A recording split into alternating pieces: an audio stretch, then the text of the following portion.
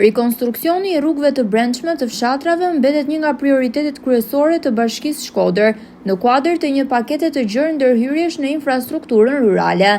Aktualisht, punimet po vijojnë në njësinë administrative Gurizi, ku tashmë ka përfunduar rikonstruksioni i rrugës së fshatit Renc, e cila lidh qindra familje me aksin kryesor Shkodër-Vau i Dejës. Paralelisht është përfunduar dhe unaza e Jubanit, një projekt i shumë pritur nga banorët e zonës prej më shumë se 30 vitesh. Në kuadër të investimeve që po banë në gjithë Bashkinë e Shkodrës, edhe në njësinë vendore Gurizi, po punohet në infrastrukturë. Janë përfunduar 2 rrugë në fshatin, njëra në fshatin Renc dhe tjetra në fshatin Juban, dhe po punohet edhe në fshatin Gurizi për asfaltimin e rrugës Varrezave. Është një rrugë që do i shërbej jo vetëm komunitetit Gurizi, por edhe banorëve të Gajtanit dhe banorëve të Rencit. Ka vetëm 2 javë që kanë filluar të shtrohen këta rrugë dhe në një kohë rekord po përfundojnë. Është një rrugë që janë disa rrugë që i ka kërkuar komuniteti dhe vetëm pas 30 vitesh po bëhen realitet dhe mendoj se do i shërbej cilësisë së jetës këtyre banorëve.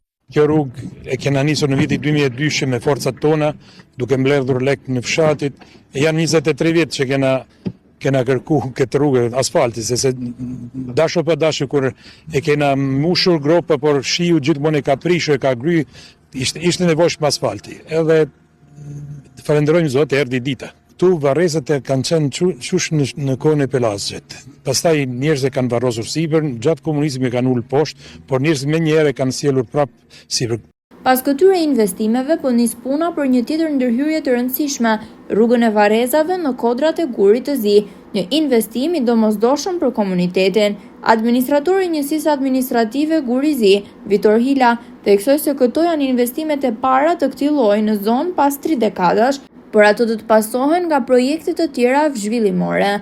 Një fokus i veçantë do t'i kushtohet zhvillimit të turizmit, pasi kjo zonë ka potenciale të mëdha veçanërisht në fshatrat Ragam, Gjenç, Shelti dhe Ishullin Sarda, të cilët pritet të përfitojnë nga përmirësimi i infrastrukturës rrugore.